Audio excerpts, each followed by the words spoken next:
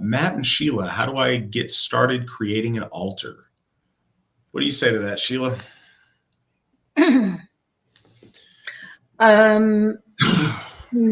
First of all, what is the purpose of your altar? Is it going to be to the gods? And do you have a particular god that you would like to honor? Are you going to rotate it depending on the season of the year or your particular needs? Or is it going to be an altar to the ancestors?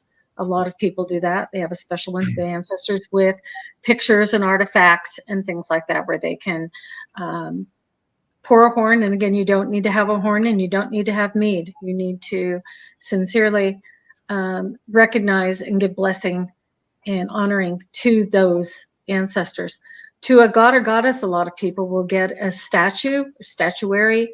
That's not necessary. You can start with something very simple if you're on a tight budget. Again, it all has to do with your heart and your intentions.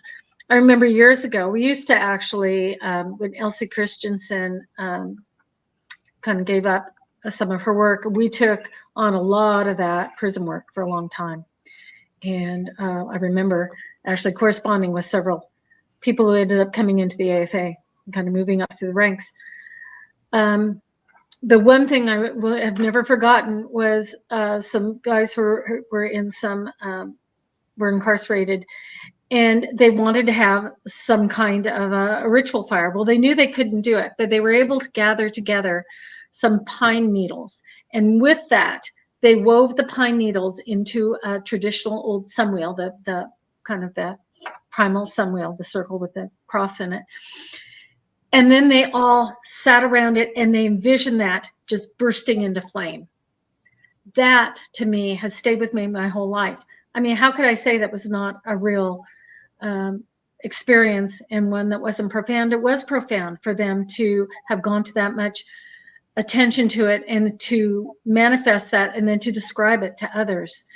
So know that the gods are not going to have a checklist on whether you've done it right. If you do it with a good heart, with good intention, and again, what we do is give a offering of some kind, and usually heart to hand to horn, or our troth, our love, our wish for well-being for our gods, for them to be able to do their work in all the worlds, and then to ask for a blessing if that's what we need, or to ask for guidance, or to ask for intuition, or whatever might be needed. But again, we don't just say, give me riches. No, it's not that kind of thing. That would be kind of abusing the relationship, but it doesn't take very much. So you can get a drinking horn, you can have some mead, but you could use spring water, you could use fine apple juice or wine. In fact, we were reading about how wine was typically used in Scandinavia because it was imported. And so Odin, offerings to Odin would be typically with wine rather than with mead, because mead was the common beverage there.